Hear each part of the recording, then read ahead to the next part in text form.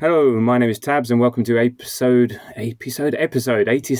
Jesus Christ, episode 87 of the Growth Podcast. Hope you're all doing very well, and you've managed to enjoy the final international break of the season, and ready and raring to go for the final running.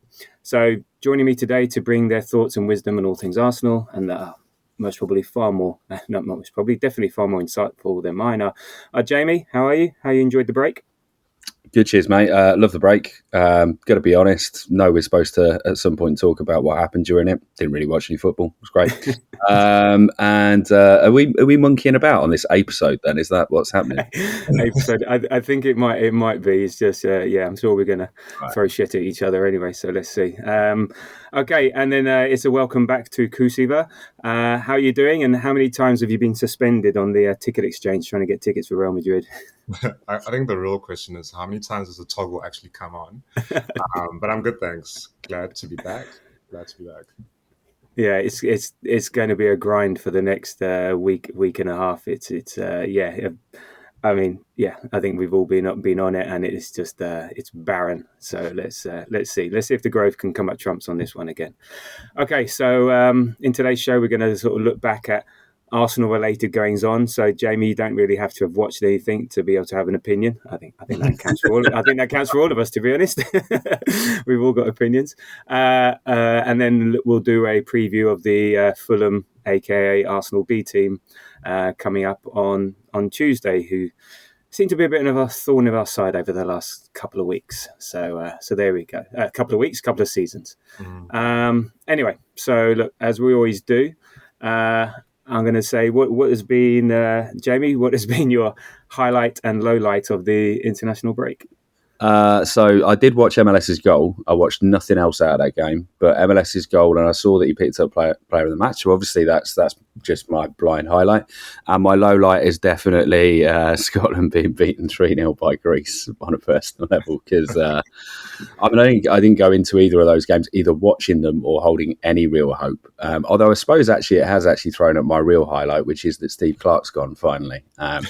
Which means that, we might select like the best midfielder in Serie A who's available to us most of the time in Lewis Ferguson, which would be great, and not dropping for Kenny McLean, a guy who's the height of his career was playing for Norwich in about half their games in like a record low season in the Premier League. So anyway, it's fine.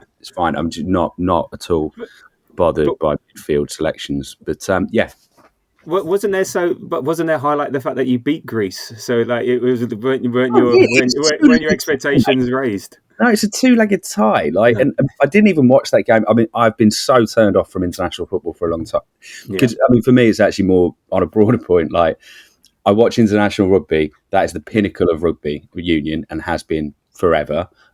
Whereas the club game is always lacking behind, a lot less than it used to be. The margin's very small now. But the problem with football for me is that, unfortunately, the international game is not better than the club game. It's substantially worse than the club game. It is far off being the pinnacle of the sport. And only really once you get to the World Cup have you got that kind of quality. And even then, it's not the most entertaining a lot of the time. So I only really bother with the major tournaments now. I really can't be asked with a run-up to them. In this late Nations League in particular, it's just guff, isn't it? Yeah, how disappointed are you now you've been relegated to I don't know where? Oh, do I give a shit? What is it even? It's just a second pathway to get to competitions that we're still going to be really shit in. That's the reality. So unless we suddenly get a great new manager and we, actually find a way to fit the multiple good players we have in certain positions and make up for the absolute trash that we have in loads of other positions, then I'm not bothered by it. So zero value add on international football. Sorry, chaps, that's me done. No, that's fine. That's fine. That's fine. We're going to be talking about players rather than international football. However, I do think Tuchel now, and having seen a little bit of the England game, may bring what we see on a weekly basis. Oh, we've lost him. We've lost Kuziva.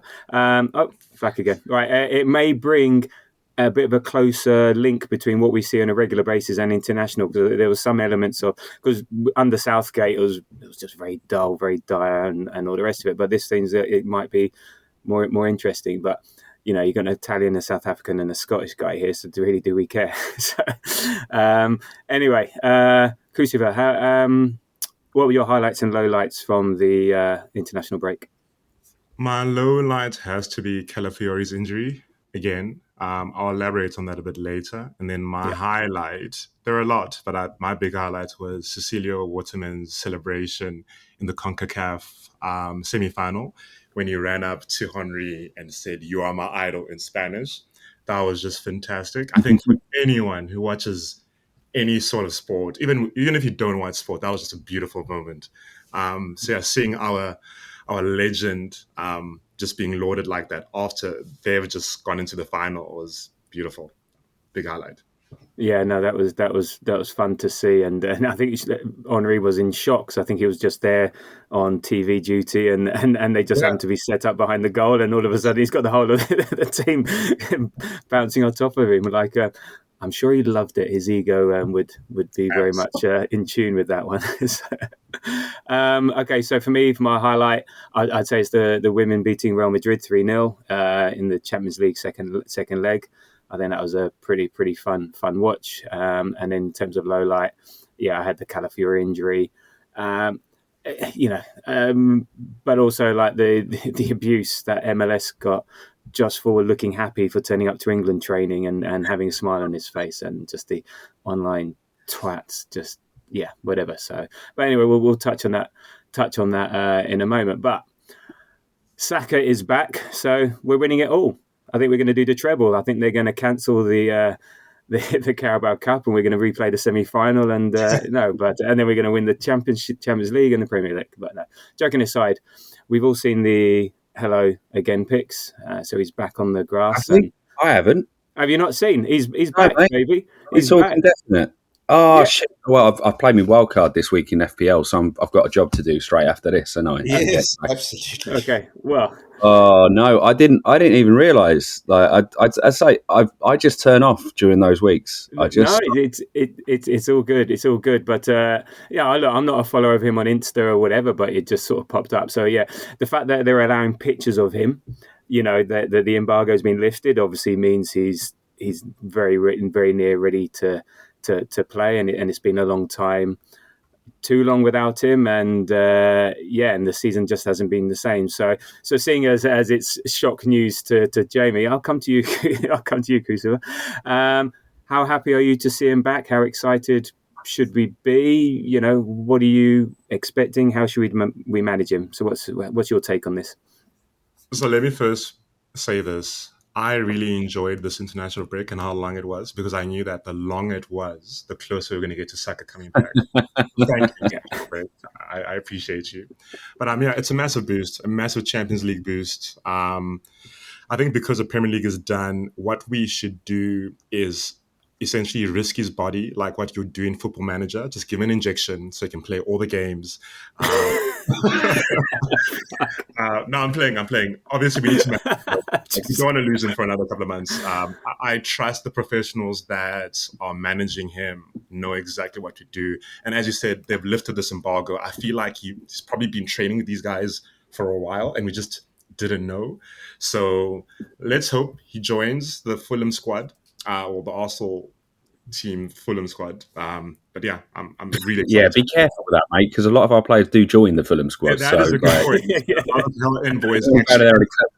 Or something, just had an injury.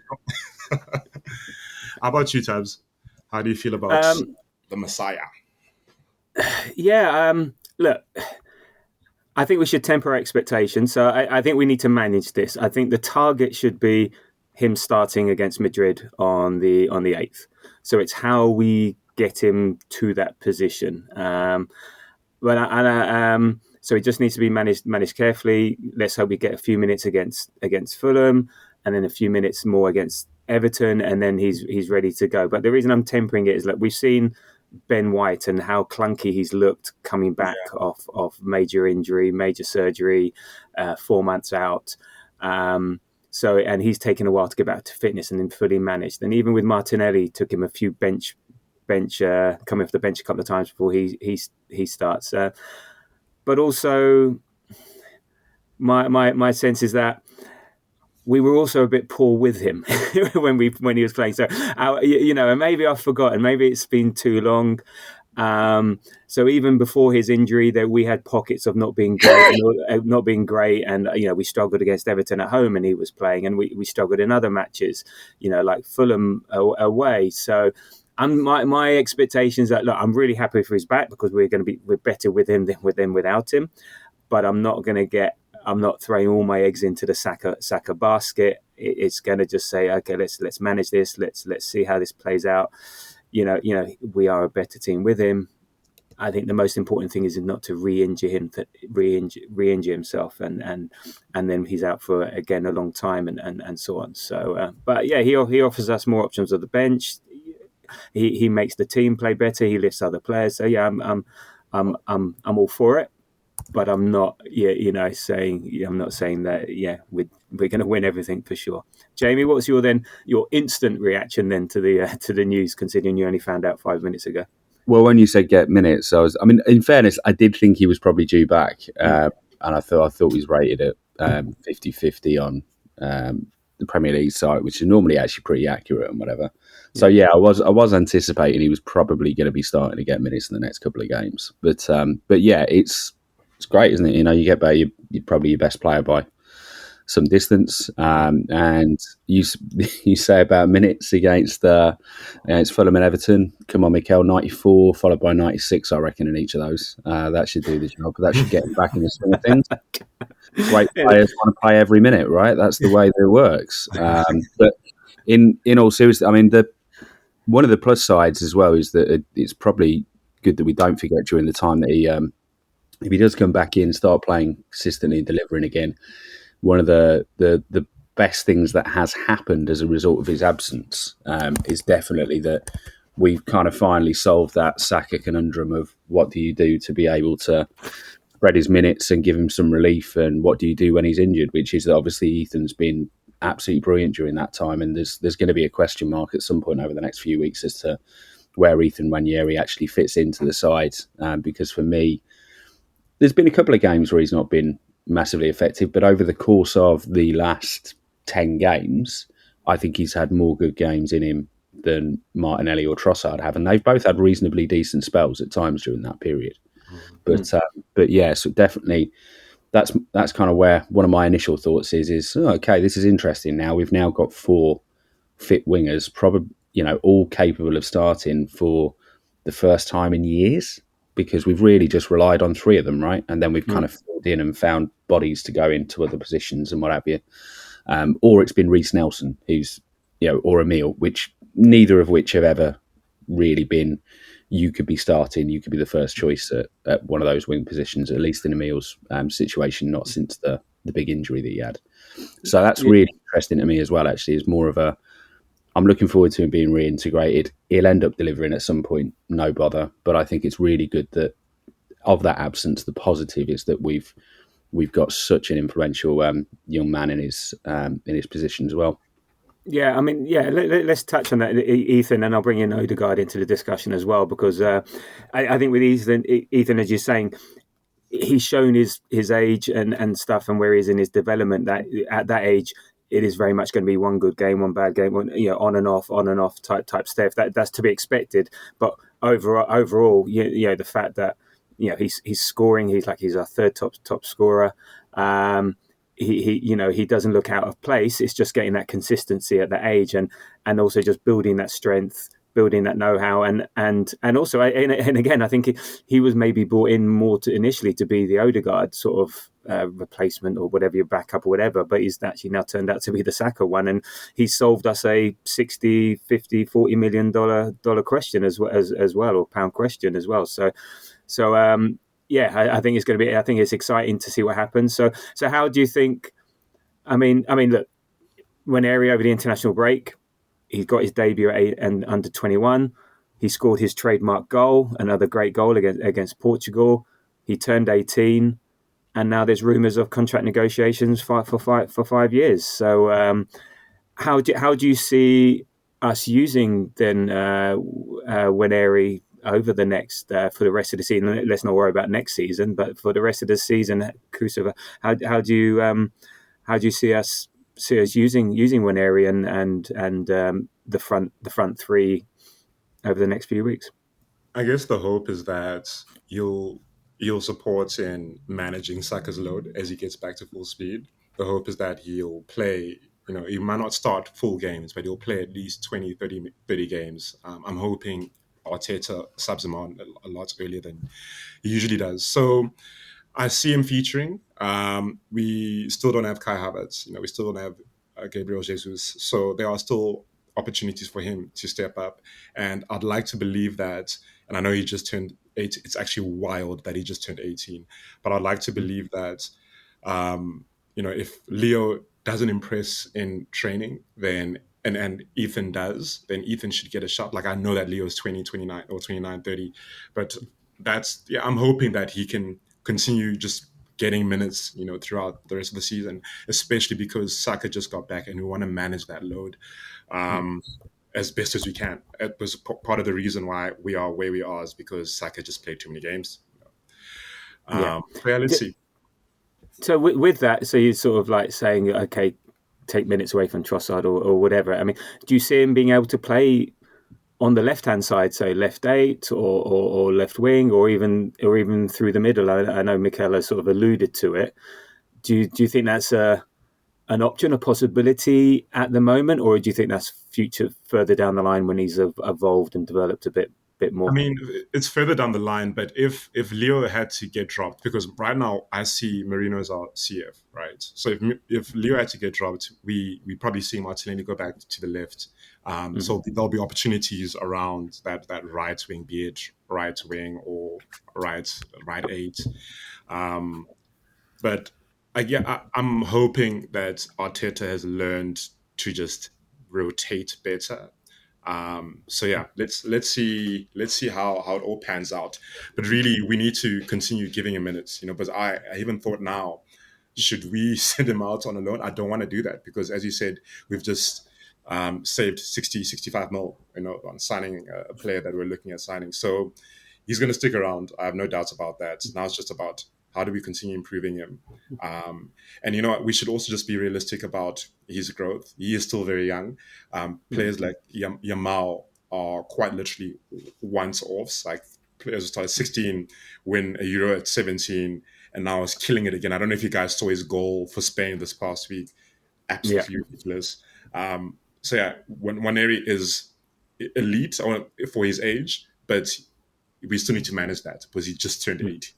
So and I didn't realize actually it was his debut under 21. So actually all his stuff has been at 19s or 18s, and to be honest, I don't think he'll be in the 21s for much longer, given his trajectory. And you wouldn't be surprised if he was in the World Cup squad for England next summer. So he's definitely on the up. Yeah, we're staying within the team, and I think it goes to show that we've actually managed him pretty well so far. The other thing that Saka coming back and the difference it makes to the team, and I want to touch on, is Martin Odegaard. So I think look, we all know Martin hasn't been at his best this season. It's something he's admitted himself that he hasn't been at his best, and there's a number of reasons for that. I still don't think he has fully recovered or have been given the chance to fully recover from the injury and get the fitness in. But I think also he's maybe not the player that we want him to be, a bit like the left 8. I think Martin Odegaard, he is a creative midfielder, but he's not solely creative, as in like an Ozil. He does everything in the team. He knits everyone together, joins the dots, he leads the press, picks up the ball from the centre-backs. He's on the left side, he's on the right side, and he's everywhere. So he isn't just that number 10 creative player, and also I think when our best players aren't available, he also drops. He's not the sort of person to take everything by the scruff of the neck. I think he's when everyone's fit. So I think maybe Saka coming back will also lift him. And I don't know if you saw the comp of, like, he got a hat trick of assists against Israel, and he looked pretty good. But he's also been getting a lot of abuse. Again, you got to marry up the idiots online versus people in the stadium. But Jamie, do you think that been calling for drop the captaincy, sell him. Do you think that's warranted, or do you think the context of the season is the reason why, and the run in now that you expect him to lift his level? Nah, man. 12-year-old idiots like just get a voice on Twitter or whatever doesn't mean that it's real, does it? I mean, it's not. As far as I'm concerned, it's not even a thing. But yeah, he's not had the best season. He's not been as influential, as impactful as he has been in previous seasons. There's still plenty of moments in games where he's been quite entertaining to watch at times, and I do think there's a lot of overreaction stuff. He is, as you say, he's an orchestrator. He is not a virtuoso. He is very much an orchestrator. And so if you don't have everyone else around him in, kind of orchestral harmony to continue that analogy, then that he's not gonna look as good. He's just not. He's not going to do his job as well as he normally does. And the switches at getting used to Jury in it right back, getting used to several new people at right wing, changes in the striker position in particular and what that offers. I think Kai's absence actually has been bigger for him than Saka's even. Okay. I think the movements that Kai makes inside in the channels in particular to either free up room on one side or alternatively to receive the ball deep in the opposition goal area is really, really missing. At least it's what in the couple of live games we've seen us without Havertz now, that's the bit that stands out. I think I said in this before, it's Marino's movement that lets him down. Quite clearly a half decent finisher, quite clearly has decent striking instincts, but he's got no movement. And I genuinely think Odegaard, since the Havertz injury, has probably missed him more so than the absences on the right themselves. Okay. So yeah, it is what it is. I don't think there's any concerns. I think also as well, he's obviously had life changes this season. He's probably a little bit distracted, and you probably, some players just need to get to the summer, don't they? And that's where I kind of feel we are a little bit with Martin Odegaard. He needs to get to the summer. He needs to go have a bloody good rest, and then have an absolutely banging training camp, right? And be back at the top of his game, and come back and lead the team again. But I mean, any conversation about removing him as captain as well is just so ridiculous. He's the best captain we've had in a long, long time. Yeah, I cannot remember as good a leader of men that we've had in that team. Probably since Paddy for me. I don't think we've really had that effect. Well, brief period as well where Big Per was great, but he was unavailable for most of the time since he actually got made captain. He was more of a kind of a dressing room captain was the way that Per was seen. But he's a brilliant on-field leader. And I can't wait to see him firing at all cylinders again. And at the moment, I still consider him undroppable. I don't think you remove him from the team or anything like that. You just accept he's not on the best run of form, and he'll get back there because that kind of class, it just like his fellow countryman Erling Haaland, right? It's not been a great year for Norway in the Premier League, but Erling Haaland drops off for a bit, and then the class comes back, and he continues to score goals, and he's looking pretty unstoppable again at this time. And I think we'll get to that point where Odegaard will look, absolute class again in the new season, I'm sure. Yeah. No, as you say, like that old adage, class is permanent, form is temporary type stuff. And I think that's the one. Yeah, I couldn't what words were, but that's I knew it was something to do with class, and that's yeah. No, that's fine. And look, even if you look in the past, our greatest players, when you get to Bergkamp and Henry and Vieira and others, that they all had periods where they weren't at their best and stuff like that. They all had periods where it just wasn't great, but we just remember holistically. And look, he's been player of the season 2 years running. It's always. I don't want to bring it up too much in terms of you're right, the idiots on online, because really how much do they represent, and they just sort of. I know reactionary means something else, but when I say it in terms of people just react too strongly too quickly, just about it's that instant. He's shit in the last game, bin him type stuff. It's like so it's. I think we shouldn't pay too much attention to that. So no, I'm expecting look. I think maybe the break for him was a good one, and then maybe he will hopefully see him firing all cylinders as we get into the rest of the season. It's been he's had he'll have had a good rest. I mean, I think playing Fulham on Tuesday is a good thing. I think as Kuziva alluded to, I think it just the more time we have to rest and recover, the better. So then, all right, Kuziva, how's your internet connection? You're dropping in and out. It keeps disappearing. I can imagine this is going to be an editing nightmare.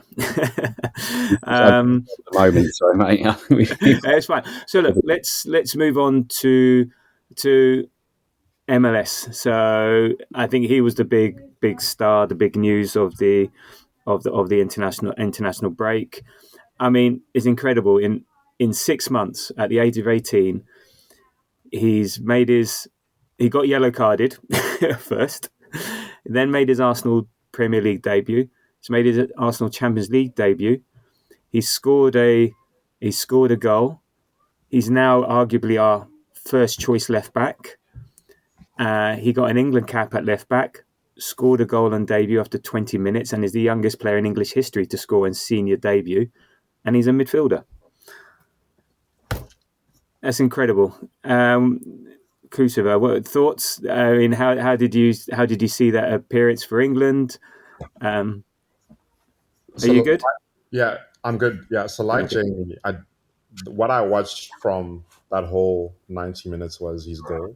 I watched the goal replay about 26 times, and then I watched comps on him and how he played, and it's just it's unbelievable that someone so young has managed to get this amount of success in such a short amount of time.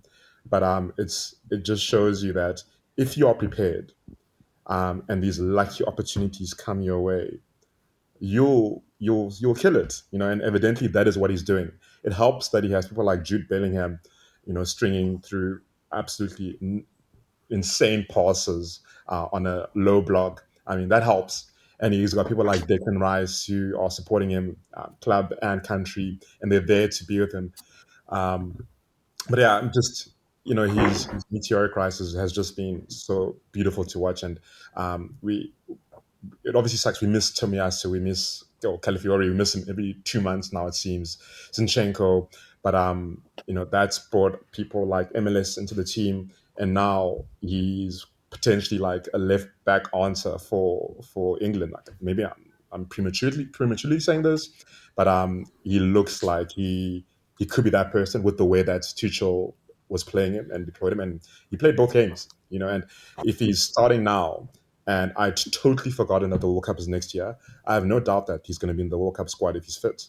So I mean, extremely talented player. And now I wonder, when Partey eventually leaves, is this kid going to stay on that left back, or is he going to go back to the original position and sit at 6? Because I feel like he'll excel there too, right?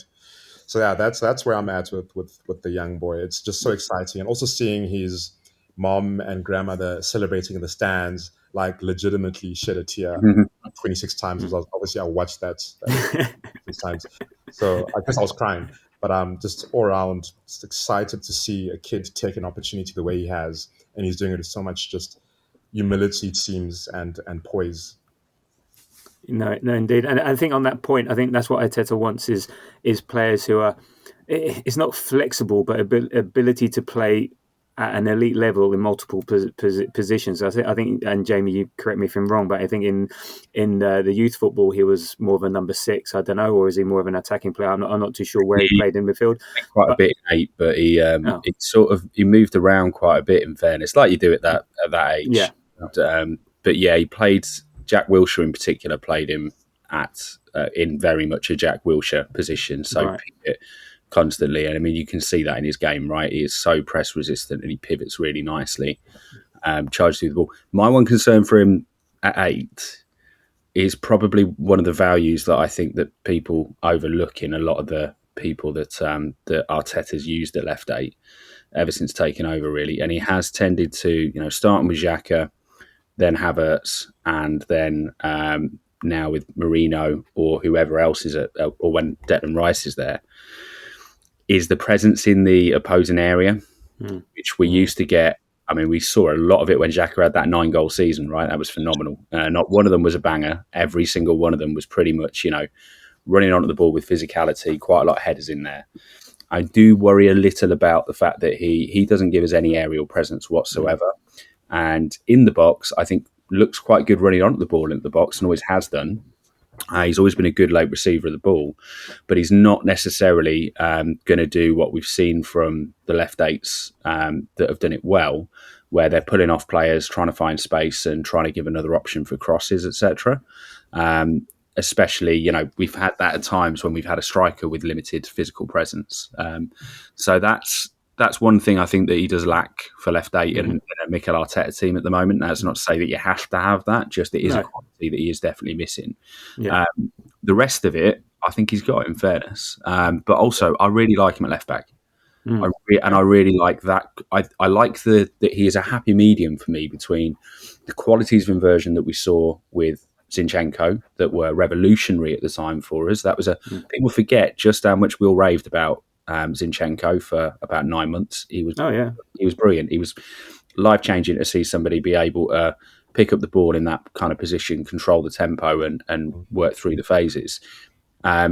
He's kind of a happy medium between that and then, I don't know, an actual bloody left-back. So, defend. He's defensively very good. And that, I think, is for me the reason why I look at it and go, I wonder if he is just destined for left back, because the fact that he can do since we kind of shipped Zinchenko out the team because his frailties were just too great, and also he started picking up injuries and so on. I do think we've missed a little bit of that playmaking quality at left back as well. Absolutely. Generally, we've seen right back has always overlapped, left back is inverted, right? Zinchenko and Timber, does the overlapping really well. In place of Ben White at times, but we don't see somebody invert quite as well. Timber does it a bit, but he's not going to be as influential in that position as you're going to get out of Zini. And I think MLS is that nice happy medium of qualities that means that you get a bit of what we got with Zini and a bit of what we get with we got with a KT as his predecessor, right? He's sort of somewhere between the two, and I really really like that personally. So I'm always kind of agnostic as to where he's going to end up in the team, but I love the qualities he has at left back, and I'm certainly not on the bandwagon of you've got to move into midfield because he played there till he was 17. Like that's just not a thing for me as far as I'm concerned. You use the qualities where you need to in your side.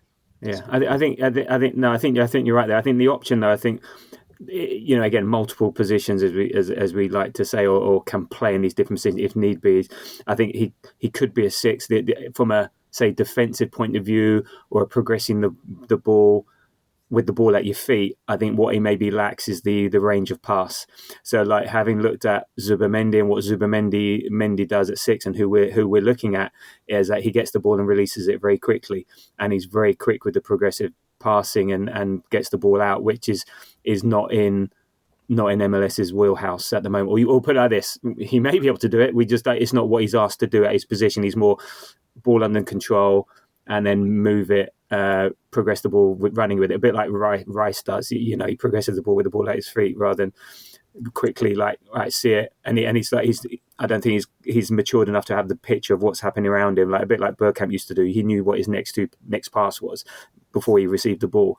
I think Zubimendi's a bit like that as well. He sort of scans and knows what he needs to do. So I think, again, horses for courses. I think it's a place he could go into depending on the game and depending on what we need. So, but no, keep him at left back. And so, would you say he's Kuziva? Would you say he's our first choice left back? I mean, yeah. I mean, why not? That's an easy yes. How about you guys? I would say so. But and talking about it is okay. Let's move on. Is in terms of the reason why he's our first choice left back is partly because also Ricky Calafiori, unfortunately or whatever, has had a season where impacted by injury, so he's not been able to get that consistent playing time. And again, someone's misfortune is someone else's opportunity, and I think that's the one thing we can take from this season is Nwaneri and MLS rising, because had we had a fully fit squad for the whole season, they wouldn't be where they are now. So. And you said you had some thoughts on Calafiori. Is he injury prone or just unlucky? A little bit of both, but I actually did a pattern analysis after I heard the news, because I saw the injury and I was like, fuck. Then I saw that he's actually done that before, and I was like, this is giving a trend of he plays in a certain way and he's more susceptible to these types of injuries because of how he plays. So what it seems like, it just seems like there wasn't proper, through my research on ChatGPT, it seems like there wasn't proper, rehab when he had his first ligament injury. And that's now affecting him because of the way he plays. So he's a very explosive player, and a player with that type of profile, with weak foundation, if he doesn't either fix that or change the way he plays, those injuries are going to consistently come back. Right? They're going to consistently come back. I'm not a professional, neither is ChatGPT, but just in my uninformed, non-professional opinion, it's not looking good for Calafiori, unless he changes the way he plays, or unless he has one of these surgeries that Ben White had. Right? Obviously, it's a different surgery, but it sounds like he's found the foundational basis of his consistent injury areas. We need to fix that before he gets to a place where he's consistently fit. So, yeah, take that as you will. But I was not surprised by his injury, unfortunately, which is quite sad. Yeah, it's unfortunate. He's Nwaneri's got a trademark goal. It seems like Calafiori's got a trademark injury. So it's like it's twice this season. I think it's a bit of luck mixed in with some history there, and he's a big.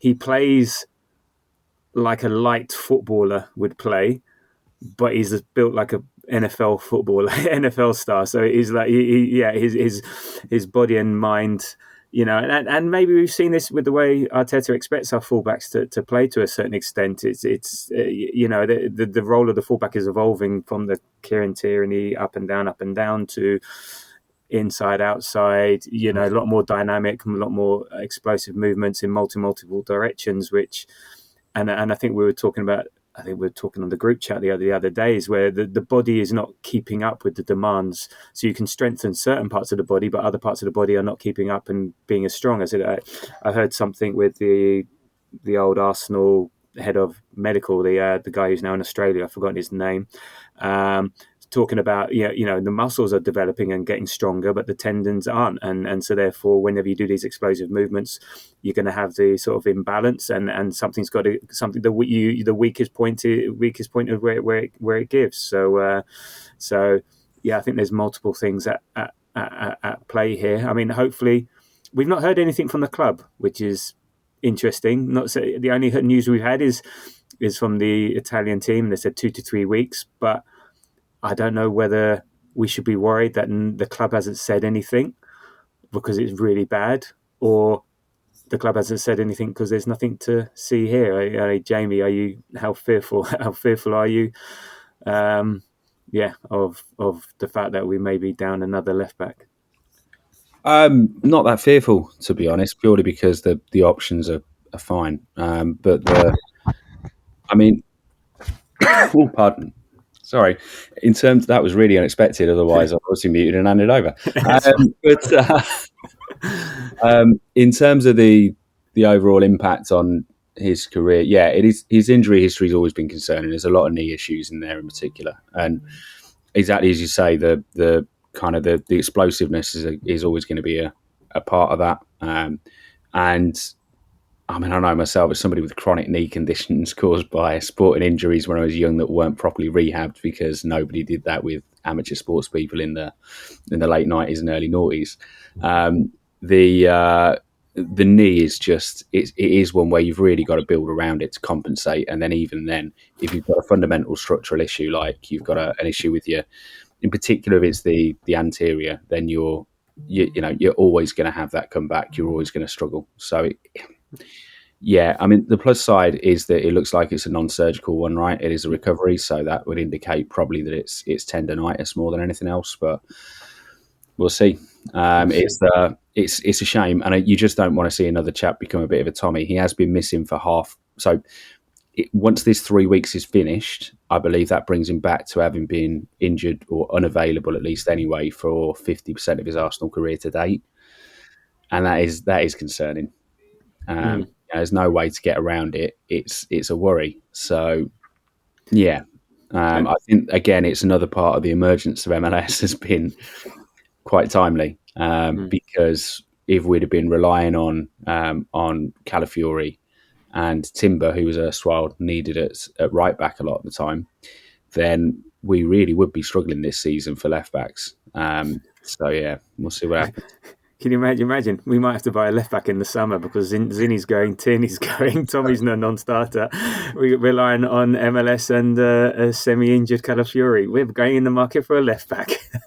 It's going to happen. At least we have, at no point, I don't think we have seen left back Kivior in any game of consequence yet. So no. I think he's going to go in the summer as well. So yes, but just that's the depths as far as I'm concerned. Yeah. Jakub Kivior, it can be half reasonable at centre half when running the team, but when you plug him in at left back, you just go, God.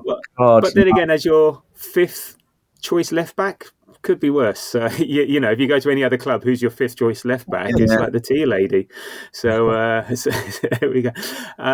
Just before that, I think the international last summer has a lot to do with this, and I think it has a lot to do with the injuries this season and just the football calendar as a whole. So I think fingers crossed for next season when we have a pre-season which is just a proper pre-season for us.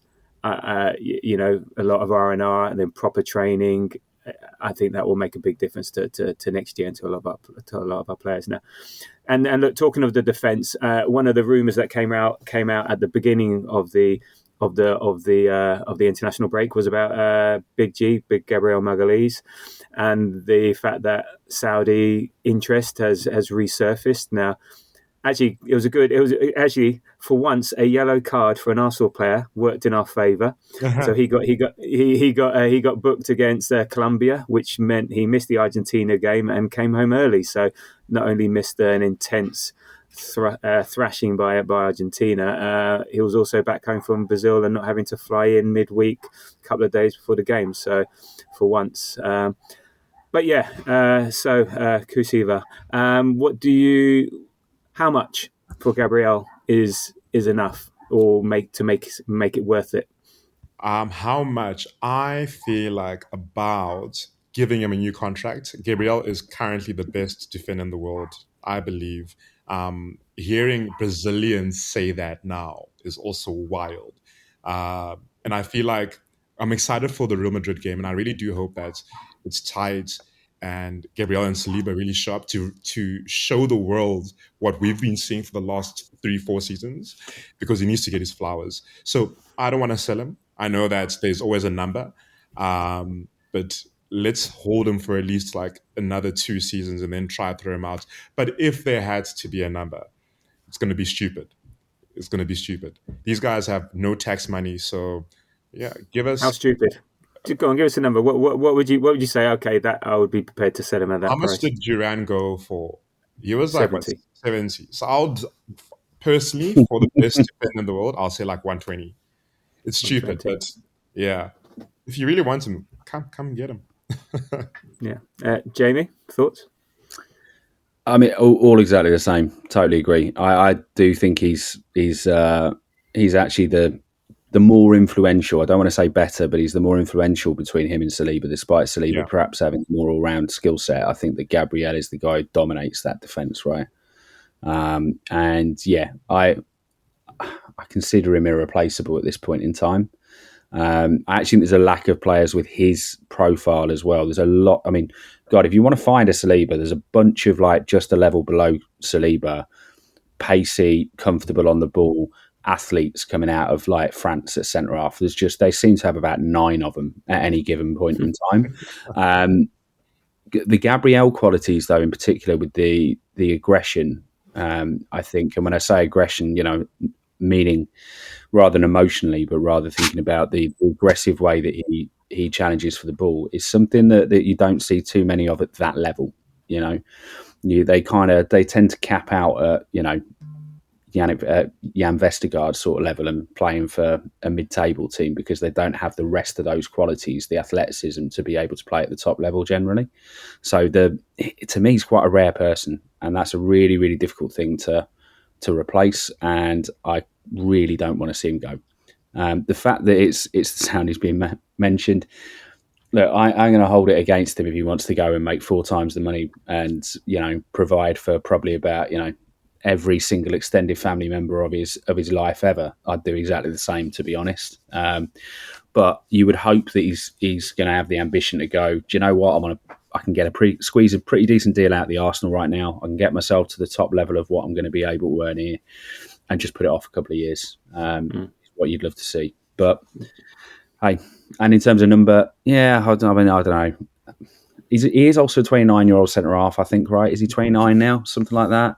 Don't know, actually. I never really thought about that bit. He is one of the older members of the squad, right? So because he was a bit of a late breakthrough. He feels younger than he is. 27. There you go. So he's not. Okay, that's prime. So he's and actually for a centre back, that's pretty prime. That is, and he's got the prime years ahead. He's got 5 years of top quality, actually, hasn't he? Yeah. So you feel like, price wise, you are probably talking over 100 mil for his quality, and you are probably talking about just getting one more deal. And ride out those top years. Yeah, I think he was the first one to get the new deals out of everyone, and now he's sort of a bit, because it's taken 2 years to get everyone done. I think he's way behind everyone else. So I think he needs to be consummate, if not above Saliba, and then lower place as well. Though Gabriel, when he came from a much lower place as well. When Gabriel first signed for us, he was something like, I can't remember the exact amount that was reported, but it was like 25 or something. He was on. Because he'd had such a meteoric rise at Lille, even he left Lille when he was on something stupid like about 10, 15, something like that. They hadn't remunerated him because he'd only really had a year of starting for them after previously being on loan at Dinamo Zagreb. Yeah, so it's a really, anything is a chunky deal for him. So you've got to feel like, just throw the kitchen sink at it. I think they need to double what he's on. I think, anyway, they need to pay him equivalent to what they were paying our top stars. He's up there now. I think it's just a timing thing, the reason why he's not.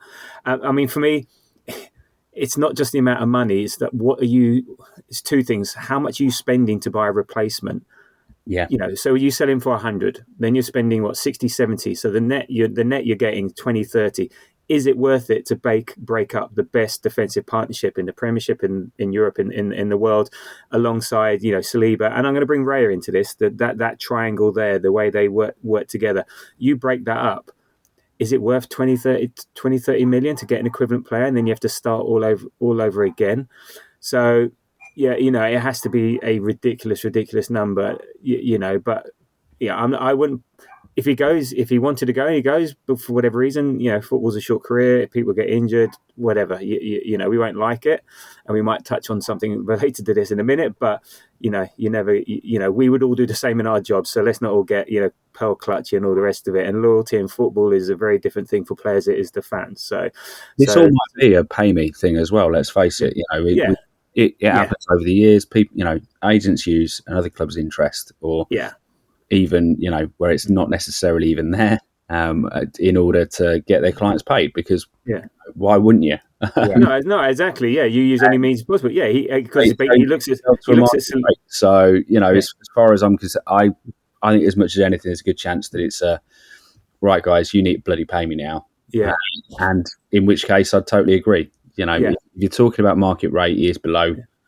In our team and externally, so you just got to go and get the deal done and throw the kitchen sink at Gabriel. I think personally, The only caveat is if it's such a big number, do we need to get that money in to fund other purchases like Isaac, for instance? So that's the only potential. Is that from a business perspective, Sporting's perspective doesn't make sense, but the business it might do. Sorry.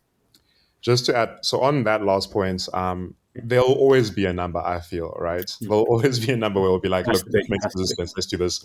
Like when Barcelona came for Coutinho. If Liverpool said no, that was just going to be ridiculous. But what I wanted to add is it's a point that you both touched on, and helping his family, right? So I don't know if you guys know of this term. It's called black tax, where you essentially support the generation behind you, your parents, your grandparents, and so on.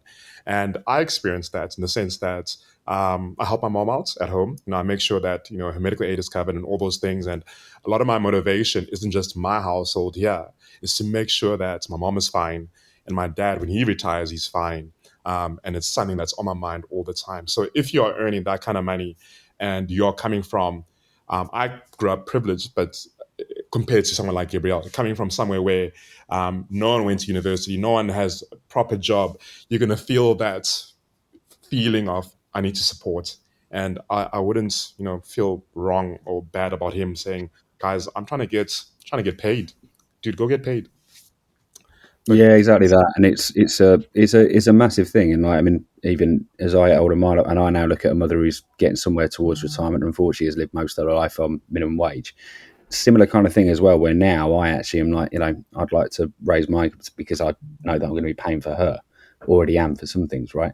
That sort of thing is in people's lives. And when you see somebody like Gabriel, where on the other hand, the lack of privilege for those around him when he was growing up, knowing his background, it's even more the case, right? And you want to help as many people as possible. And it's something that I remember, I think probably the most eloquent person to speak on it in the past was Emmanuel Adebayor, who was a bloke who a lot of us despised at one point, sometime after his career, sort of chatted through exactly as you say, kind of black taxes it seen. And it was a really sort of enlightening interview for me at the time, where I'd not really thought too much about it at that stage, and was probably at the same time as well where I was starting to kind of forge a career. And you go, yeah, fair play to him. He wants to do it. I'm not going to resent him for it. I'd love him to have the ambition to stay around, want to have a little bit of sporting merit whilst a decent amount coming in, and then know that the paycheck's going to be there at some point. yeah, But it's not guaranteed, is it? Let's face it. And John Duran has, on the other hand, made that decision. And anyone lambasting him for it, I would just love people to be asked, you've got an opportunity here to earn 10 times as much, and it might not be there forever. Because also, like, people forget, Saudi League might not be there in 3-4 years. They might decide that's a wash project. They might decide that's not the project that's pushing them forwards as a state in the way that they want it to be, which is what it is. It's a state PR ploy, right? And if it's not yielding the sort of results they want, I mean, they could well get rid. I'm not entirely sure that. Well, I think that the Saudi state generally show themselves to be massive believers in sunk cost fallacies, so it probably will be there. But nonetheless, it might not be. So if that opportunity is not there and you've passed it up, you are going to live going, well, could I have sorted a lot more out for people? Yeah, I get the only caveat to that is like, how much money do you it's like, how much on top of, if he gets a contract 250, splitting it and splitting it and splitting it. Yeah, I know. Look, I don't know the scenario. I'm just saying, like, at one point is if you 250 a week generation of your family, and especially you come from. I mean, I've thought about it in mine before, because actually, weirdly, I've thought about what you do with it. Everybody has what you do with the national lottery win and stuff like that. Yeah.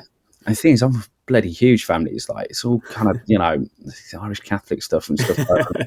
But like, they're all, so many brothers, cousins, whatever. Yeah. Like, I'm the kind of person that you go, how many families do you need at your wedding? About 90, And if you then try and look after all those people, it really does whittle down to the point where things seem a lot less significant than they were. And if you're looking at almost, kind of split it with a degree of parity that, they eat from the same plate as me, it takes quite a lot of bucks. And I get you. I totally get you. But also, his career's only 10 to 15 years of earning. Yeah. And then so if you can go 3 of those years, I go over, I spend it in Saudi, and I earn so much that, especially because of the tax situation, to be able to just absolutely, set everybody up in my extended family for life. That's big. That's big, man, for anybody, regardless of background, really. Yeah. No, makes sense. Makes sense. And okay, so that leads you on to the sort of final topic before we move on to the Fulham game is, and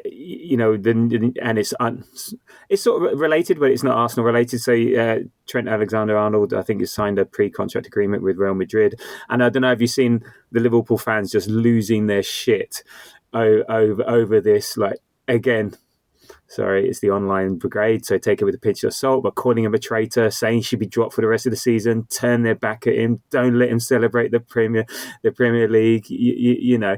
And I just think it's nuts, considering he's won everything at Liverpool.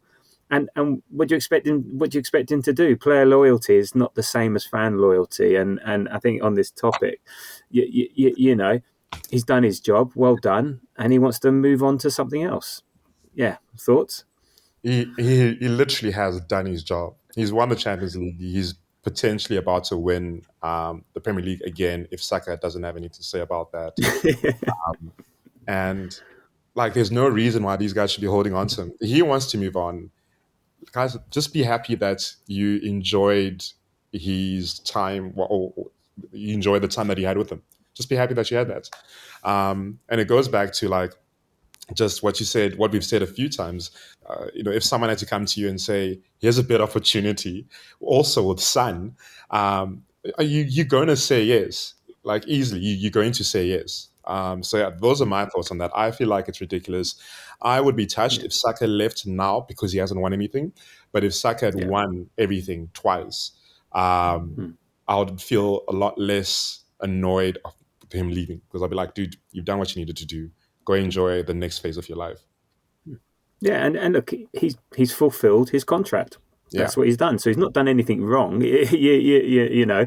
And the thing is, had he signed a contract, Real Madrid might not. Well, Real Madrid don't at the moment. Their MO is not to buy players. They wait for them to run their contracts down, and away you go. And so yeah, had he signed a contract and said, right, he's now on the market, and you have to pay 100 million to get him, well, Real Madrid aren't coming in for 100 million for TAA. They'll go, you know what, we'll find someone else just as good, equal, we'll be fine.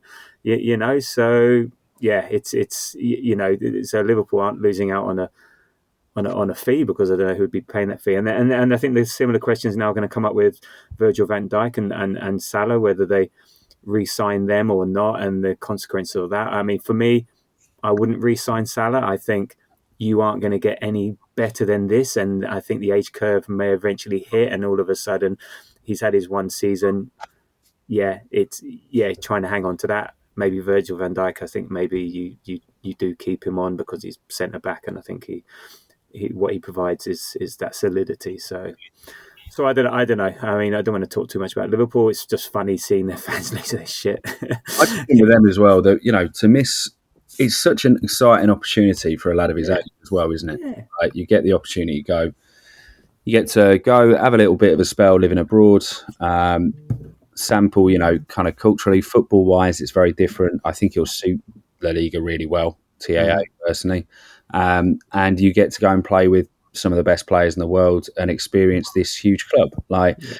And as you say, he's sort of done everything with Liverpool, you know, and I really can't help but think for him, it's a cracking move at a cracking time in your career to do it. And, you know, it's I do quite like the parallels to Steve McManaman, though. It's quite funny watching. You know, so Steve McManaman was like probably the first big Bosman we had in the UK, right? We didn't really have anyone else do freedom of contract that was a big player like he was in '98, I think it was. So yeah, that's.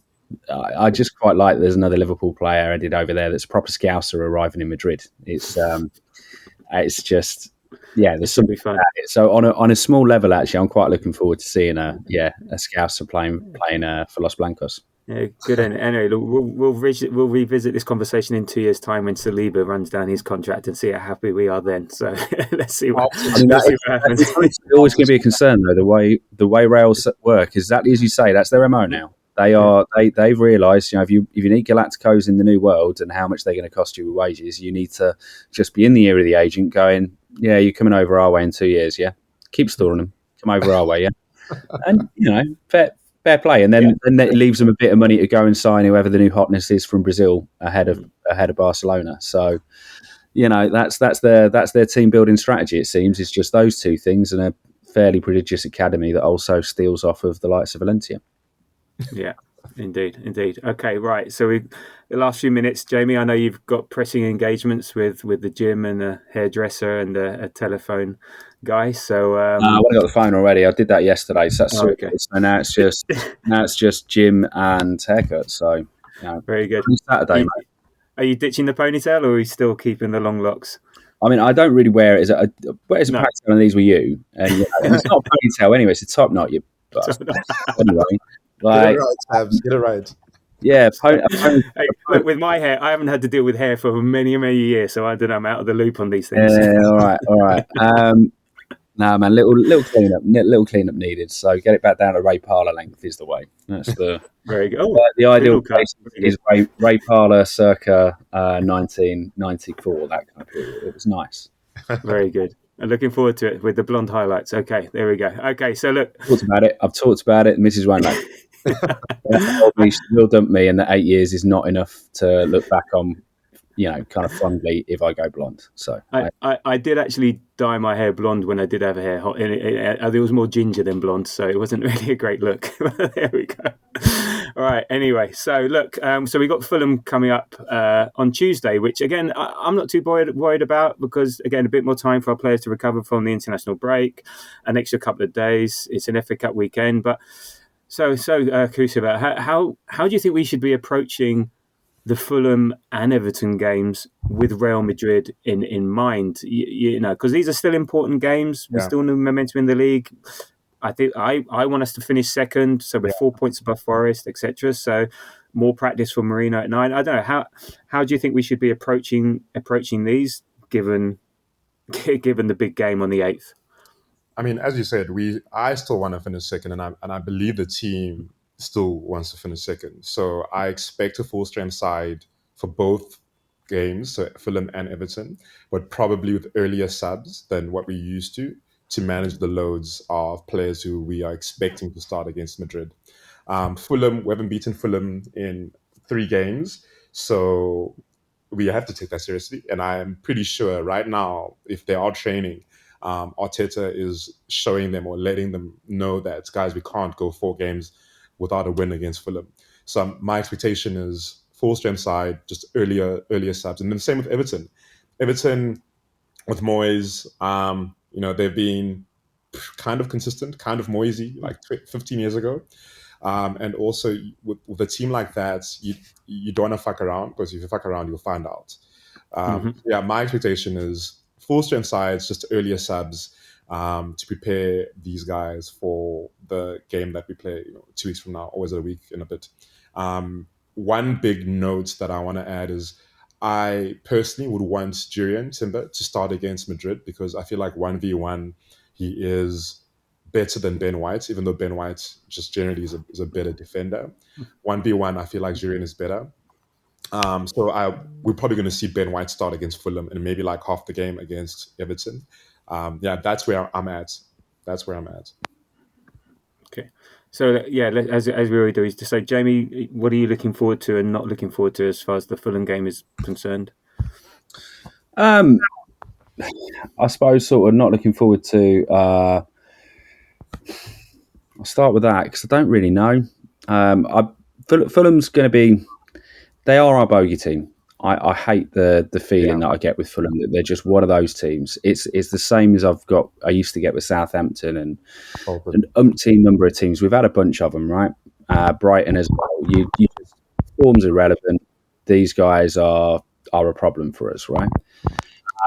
So I don't look forward to that in general.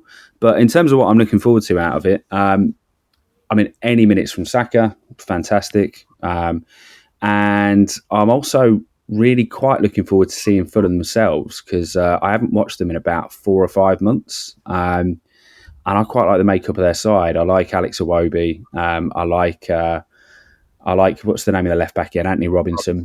I love the lad he's next to, Calvin Bassey, as well. I think he had a fantastic run for Rangers at one point in the UEFA Cup.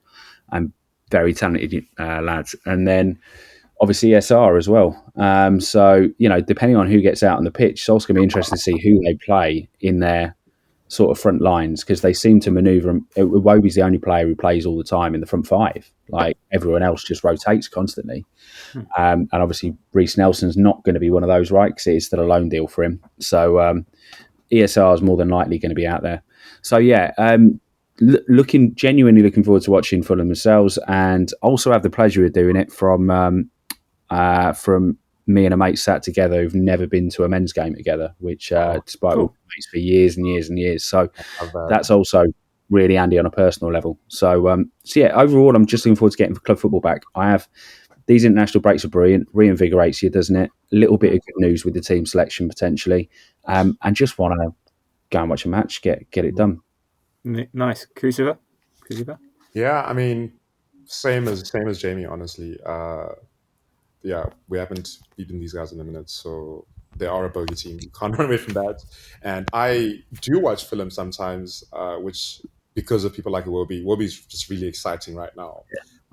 And Robinson, I think he's second or third in the assist log this season. Also, he's been cooking for my FPL team, so I'm a big fan. But yeah, I haven't got a ticket yet. I was telling before There's loads. Don't worry, you can get one.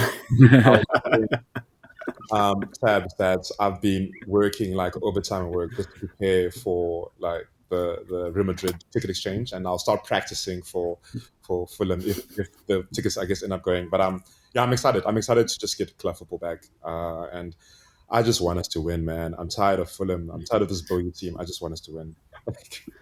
Be it dirty. Yeah, no, you could say our results against them last year cost us the league, or cost us, dearly. The draw at home against 10 men when we were leading, and then we lost, I think, on New Year's Day. So yeah. So look, I mean, there's a couple of things with Fulham. They've got an FA Cup game in about an hour and 15 minutes against Palace. They're at home against Palace, so it's a London derby. So let's hope they're at full strength. It's an intense, energy-sapping game with minor injuries and a few red cards, because then they've got to go and play Tuesday. So that might work out in our advantage, because they'll have only had a couple of days rest with that. In terms of the players you were talking about, Robinson is like 10 assists, and the next after that is Adam Traore on 5 and Iwobi on 4. And then, Jamie, you mentioned Iwobi. Only 3 players have created more open play chances in the Premier League this season. That's Palmer, Salah, and someone else. So yeah, they do carry threat. Adam Traore, you just never know what that slippery guy is gonna do. There's a rumor that Anthony Robinson might be injured, might be doubtful. Don't know. We'll see today if he plays. And I think because they haven't won anything, I don't know. It's interesting to know what they're going to prioritise, because they are 8th in the league and they're in the mix for that 5th Champions League spot. So they're 8th on 45, and Man City are 5th on 48, and Chelsea 4th on 49. So you got Newcastle, Brighton, Fulham. So they're in a mix. So they can't discount that. I think we've watched them and they look a good side, but actually on paper they're sort of fairly average. The goals scored per match, goals conceded per match, they're average. So they win as many as they lose. Their recent run has been sort of win-loss type stuff. So consistently inconsistent. I don't know how you want to call it. So look, they're 8th, we're 2nd. We should beat them. Even though they do have some dangerous players, it won't be easy. They're quite what was interesting, when they play us, they sort of lose their dynamism a bit and they play more on the counter, whereas they're a bit more front-footed in other games. So they treat us like every other team wants to treat us. And the game away earlier this season that finished 1-1, we battered them 1-0. We were all over them. They had one clearance. Jimenez got away from Saliba and Kivio, and they score a goal. So we just got to be on our toes. I think we should beat them. I think we need to beat them. I think we just need to get in, do the job, get out, and with minimal fuss, and hopefully we get to see Saka get some minutes. So predictions. Start with you, Jamie. I'm going to go 2-1. 2-1. Sounds sensible. I'm going to go 3-1. Kuziva? 3-1. 3-1. Yeah. Saka with a goal in the 92nd minute. Let's go. Let's hope so. I think defensively we'll be solid. I'm going to go. I think it's at home. I'd say it could be another nervy 1-0, 2-0. I think that's just who we are at the moment. So yeah, I think that's what it will be. So, but a win, solidified second place, and we'll take it from there. So he's disappeared again, even though I can see his voice. But anyway, Jamie, thank you for your time today. It's been a pleasure. No worries, mate. Shall I pretend to be? Oh no, I don't have to be. I was trying to do an impression for a minute. Then could have gone very badly. That could have been quite inappropriate, but let's go. Sorry about that. I don't know what's going on with my head. What is the question? There's no. I was just saying goodbye and thank you. Oh shit. Cheers, everyone. It was a good chat. I just know this is going to be an editing nightmare. I'm going to have like 100 different files for you on this one. Look, no, it's been great chatting to you. Thank you very much. I hope you enjoy the rest of your Saturdays and yes. So look, you can find us on Blue Sky and the Threads at the Grove AFC, and then we'll obviously do a post Fulham pre-Everton pod later on in the week. So thank you very much for your time. Even though it's the international break, I think we found some good stuff to talk about, and let's hope on the 1st of April it's no joke against Fulham. And until the next time, come on you Gunners.